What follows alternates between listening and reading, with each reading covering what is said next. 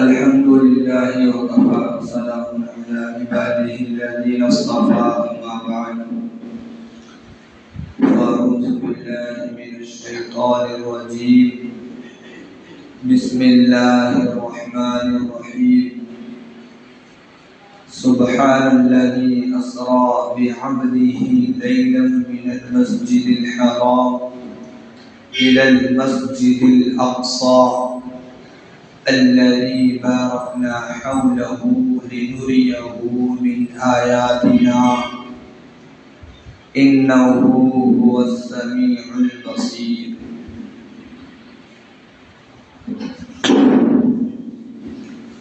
محترم اور مکرم برادران اسلام،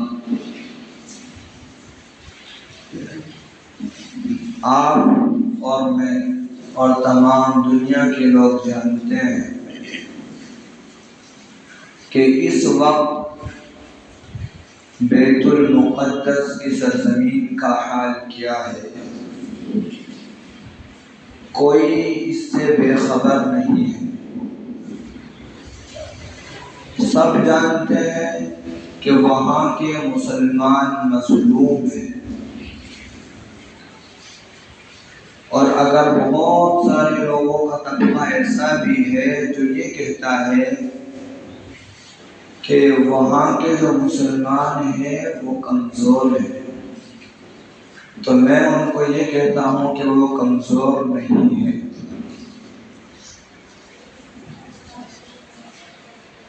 حالات بد سے بدتر ہیں. دوسرے ملکوں کے اندر احتجاج ہو رہے ہیں. بہت ساری جگہ ہمارے ملک ہندوستان میں بھی ایسی ہے کہ جہاں پر پریس کانفرنس بلا کر فلسطین کا مسئلہ حل کیسے ہو اس کی میٹنگیں ہو رہی ہیں.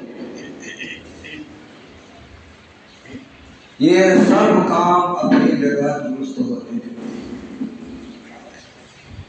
ہمیں یہ سمجھنا چاہیے کہ فلسطین سے ہمارا رشتہ کیا ہے. فلسطین کس ملک کا نام ہے؟ یہ جنگ کیوں ہو رہی ہے؟ یہ فساد کیوں ہو رہا ہے؟ کیوں ماؤں اور بہنوں کا خون کیا جا رہا ہے؟ سر عام ان کو جہاں دیکھا وہاں شہید کیا جا رہا ہے. جس جگہ پر کوئی مسلمان ملے وہاں پر اس کو قتل کیا جا رہا ہے. یہ کیوں ہو رہا ہے؟ تو اس کی سب سے بڑی وجہ ہے مسجد اقصی. مسجد اقصی قبلہ اول رہا ہے. پہلے ہم اور آپ تمام لوگ اپنے آپ کو مومن اور مسلمان کہنے والے مسجد اقصی کی طرف یہ رخ کر کے نماز پڑھتے ہیں. تو وہ ہمارا قبلہ اول ہے. فلسطین کی مسجد اقصی وہ جگہ ہے جہاں سے حضور صلی اللہ علیہ وسلم نے معراج کا سفر کیا، جس کو قرآن بیان کرتا ہے سبحان الذی اسری بعبدہ لیلا من المسجد الحرام الی المسجد الاقصی. اس کو قرآن بیان کرتا ہے. تو یہ بات بھی ہمیں جان لینی چاہیے کہ فلسطین سے مسجد اقصی سے ہمارا رشتہ جب تک قائم رہے گا جب تک قرآن کے اندر یہ آیت رہے گی.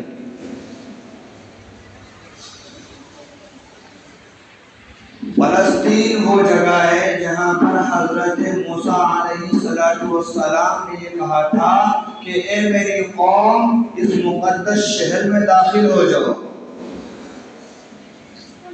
فلسطین سے ہمارا رشتہ یہ ہے کہ حضرت سلیمان علیہ السلام نے فلسطین کی سرزمین پر بیٹھ کر پوری دنیا پر حکمرانی کی ہے. فلسطین سے ہمارا رشتہ یہ ہے کہ حضرت ابراہیم علیہ السلام نے اپنا ملک چھوڑ کر فلسطین کی طرف ہجرت کی ہے. فلسطین سے ہمارا رشتہ یہ ہے کہ حضرت داؤد علیہ السلام نے فلسطین کے اندر آ کر یہ کہا تھا کہ اب مجھے سکون ملا ہے۔ فلسطین سے ہمارا رشتہ یہ ہے کہ جو قرآن کریم کے اندر قرآن کریم نے جو واقعہ نقل کیا ہے کہ حضرت سلیمان علیہ السلام نے چینٹی سے بات کی، تو جو قرآن نے جو قصہ نقل کیا ہے وہ فلسطین کے مشہور شہر اسقلان کے اندر پیش آیا ہے۔ اے بھائیو، فلسطین سے ہمارا جو رشتہ ہے وہ اسلامی رشتہ ہے۔ اگر ہم اسلام کو مانتے ہیں تو فلسطین کو بھی ماننا پڑے گا، اور آج اس مقدس زمین پر ظلم و بربریت کے پہاڑ توڑے جا رہے ہیں، اور تمام طرح کے کیمیکل والے جو ہے بم داغے جا رہے ہیں تاکہ فلسطین کا سوائے ہستی سے نام مٹا دیا جائے۔ میرے بھائیوں، بزرگوں، دوستوں، ہم کچھ کر تو سکتے نہیں ہیں، لیکن اللہ سے دعا تو کر سکتے ہیں، اللہ کے سامنے ہاتھ پھیلا سکتے ہیں، گڑ گڑا کر اللہ کے سامنے رو کر دعا کر سکتے ہیں کہ یا اللہ اب مدد فرما۔ لیکن ہمیں یہ غور کرنا چاہیے کہ جب ہمارا حال ایسا ہے تو ہماری دعائیں کس کام کی؟ جب ہمارا خود کا حال ایسا ہے کہ ہمارے اندر ایمان سے محبت نہیں ہے، ہمارے اندر فلسطین کے اندر یا ہندوستان کے اندر ہماری آنکھوں کے سامنے کسی مظلوم پر ظلم کیا جائے تو ہم اس کو بھی کھڑے ہو کر دیکھتے ہیں۔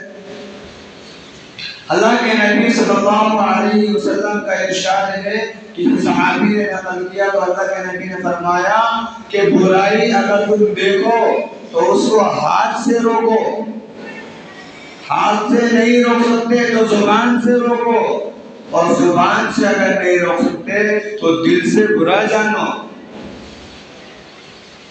ایمان کا آخری درجہ یہاں ختم، اس کے آگے ایمان کا درجہ باقی نہیں رہا۔ لیکن ہمارے سامنے مظلوموں کے اوپر ظلم کیا جاتا ہے تو ہم کھڑے ہو کر دیکھتے ہیں۔ تو ہماری دعاؤں کا وہ اثر ہونا چاہیے، اس کے لیے ہمیں خود کو پہلے اپنے آپ کو تبدیل کرنا ہے، ہمیں اپنے آپ کو بدلنا ہوگا، اسلام کی خاطر، ایمان کی خاطر اپنے اندر وہ جذبہ پیدا کرنا ہوگا کہ اگر ہم خدا تعالیٰ کے سامنے اپنی فریاد رکھے، خدا تعالیٰ کے سامنے ہم اپنی عرضی پیش کریں تو وہ قبول ہو۔ ذرا سے بچوں کا کوئی قصور نہیں ہوتا، لیکن جب جنگیں ہوتی ہیں تو ان کا بھی خاتمہ ہو جاتا ہے۔ نادانوں کا کیا قصور؟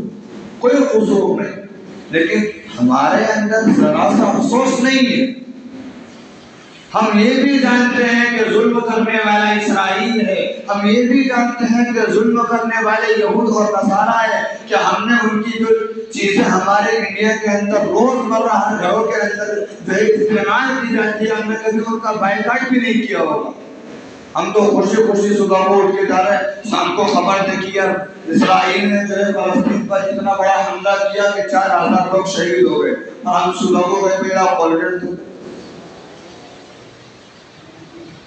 ہم صبح میں گئے بیٹا پیپسی دے دیتا، کوکا کولا، یہ سب اسی کی ایجاد کردہ چیزیں تو ہم اس کا بائیکاٹ تو کر سکتے ہیں، لیکن نہیں، ہمارے اندر وہ ایمان کا جذبہ باقی نہیں رہا جو ہمارے اندر ہونا چاہیے، جس کی رسول اللہ صلی اللہ علیہ وسلم نے تعریف کی تھی کہ آخری درجہ یہ ہے، لیکن ہمارے اندر آخری درجہ بھی نہیں بچتا۔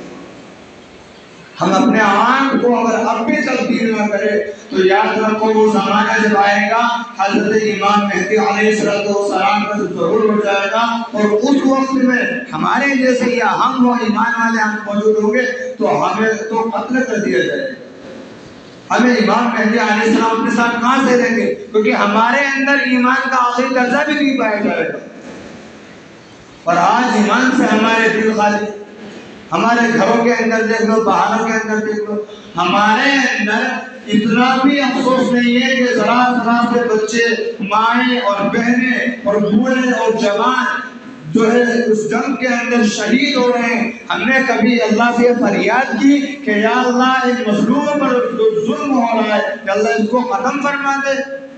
نہیں ہے ہمارے اندر ایسا احساس، نہیں ہے ہمارے اندر ذرا سا درد۔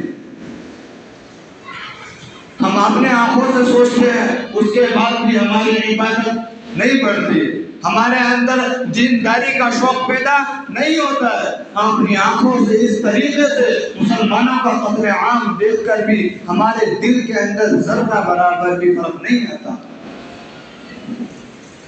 ہونا تو یہ چاہیے تھا کہ ہمارے سامنے خبر آئے یا ہمیں معلوم ہو کہ یار مسلمانوں کے ساتھ اتنے بڑے بڑے ظلم کے پہاڑ توڑے جا رہے ہیں، کہیں خدا نہ ایسا نہ ہو کہ وہ وقت ہم پر بھی آ پڑے اور ہمیں بھی اپنے ایمان کا جائزہ دینا پڑے۔ تو میرے بھائیو، بزرگوں، دوستو، جب ہمارے اندر ذرہ برابر بھی فرق نہیں آئے گا تو ہم کس قوم کے ساتھ میں ہوں گے، ہم خود یہ سوچنے پر مجبور ہو جاتے ہیں۔ عقل کی بات تو انسان کی بہت دور کی ہوتی ہے۔ اپنی عقل انسان آج دوڑا رہا ہے اس چیز میں جس چیز کو اللہ کے نبی صلی اللہ علیہ وسلم نے یہ کہا تھا کہ میرے بھائیوں، قیامت کی 4 بڑی نشانیاں یہ ہوں گی کہ ایک تو میرا دنیا سے جانا، تو وہ تو 1400 سال پہلے چلے۔ دوسرا کہ بیت المقدس فتح ہو جائے گا۔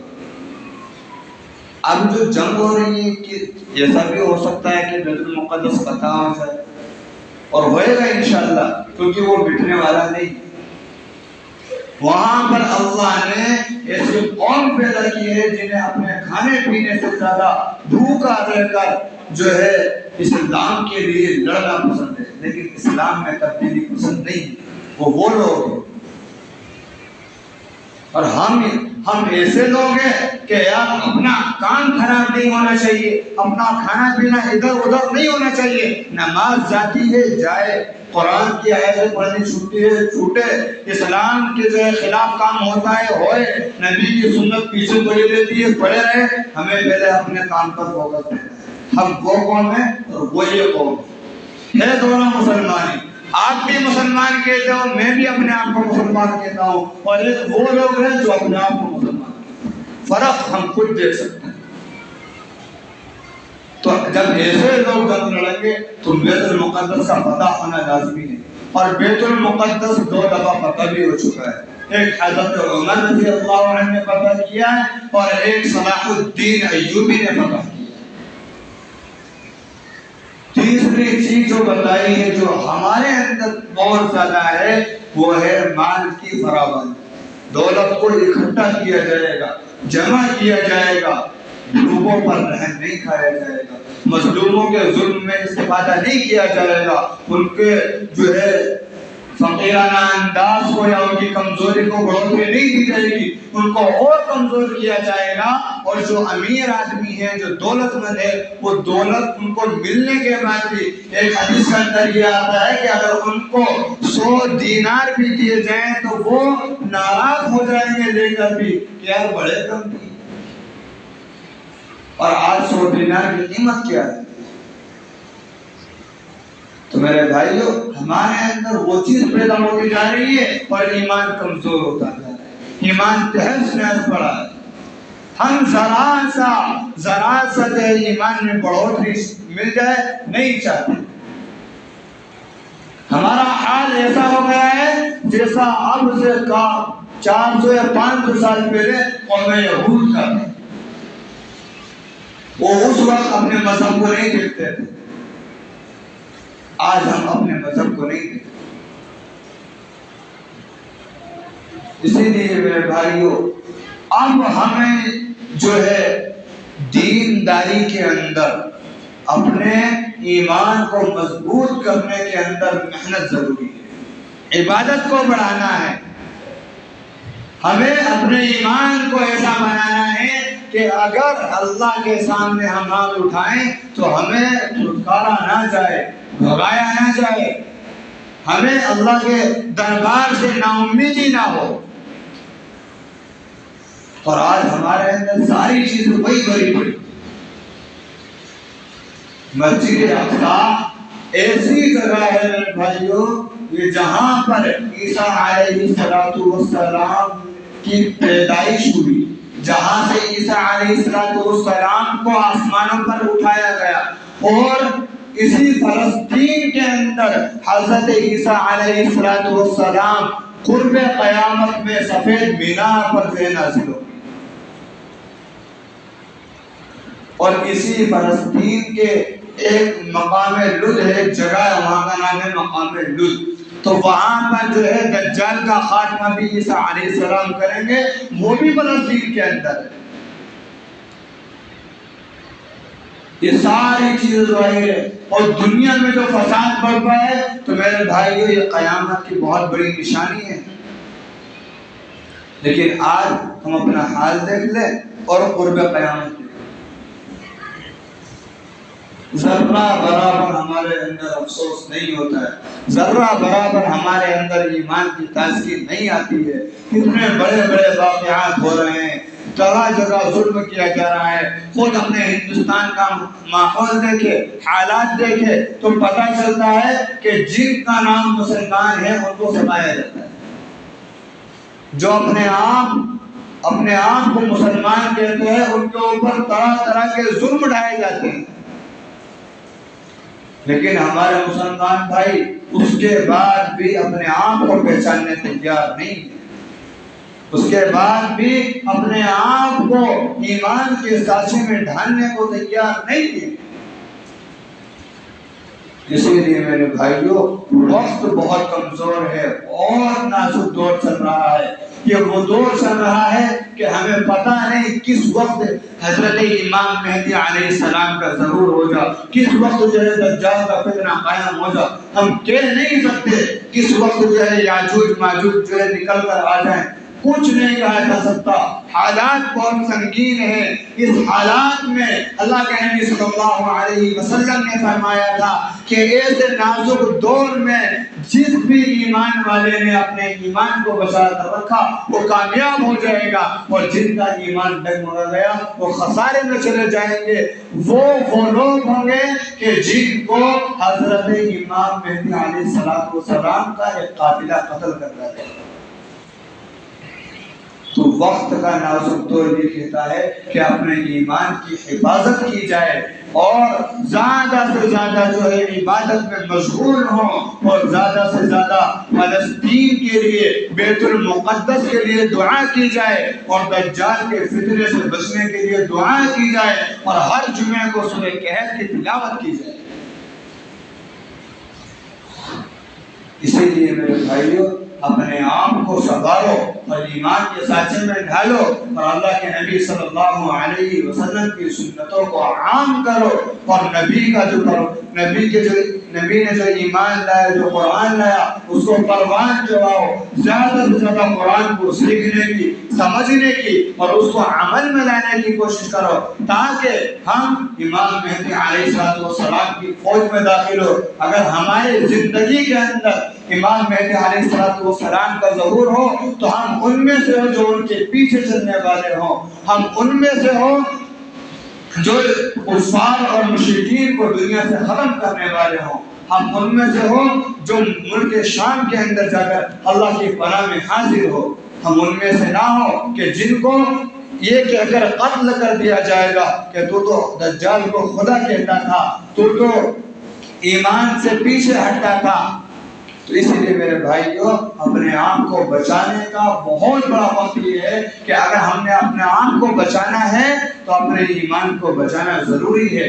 اگر ہم نے اپنے ایمان کو نہیں بچایا تو ہم بھی نہیں بچیں گے، یہ بات دھیان میں رکھنا، کیونکہ وقت بہت سنگین ہے، بہت بڑا جو ہے دنیا کے اندر حالات بہت خراب چل رہے ہیں، جس کی وجہ پر یہ دیکھا جا سکتا ہے کہ ہر انسان کے زبان پر ایک بات رہتی ہے، وہ یہ رہتی ہے کہ بھئی ہم پریشان ہیں۔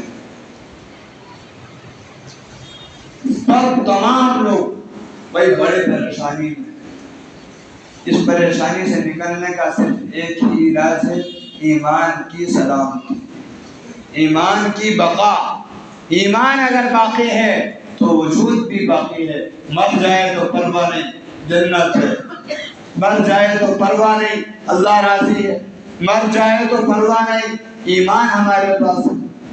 لیکن اگر ایمان نہیں ہے، قدم قدم پہ خطرہ ہے، مرنے کے بعد قبر کا خطرہ ہے، قبر کے بعد حشر کا خطرہ ہے، حشر کے بعد جہنم کا خطرہ ہے، اللہ کی ناراضی کا خطرہ ہے، اللہ کو منہ نہیں دکھا سکتے، نبی صلی اللہ علیہ وسلم کے سامنے نہیں کھڑے ہو سکتے۔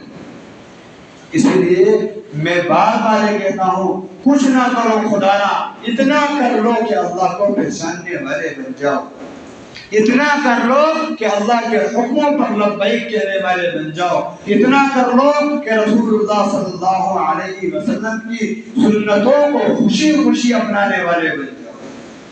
اسی لیے زیادہ سے زیادہ جو ہے عبادت کو بڑھاوا دیا جائے، عبادت میں بڑھوتری کی جائے، قرآن کی تلاوت کو عام کیا جائے، اور جو دنیا کے اندر فتنے فساد چل رہے ہیں اللہ سے پناہ لی جائے، اللہ سے پناہ مانگی جائے۔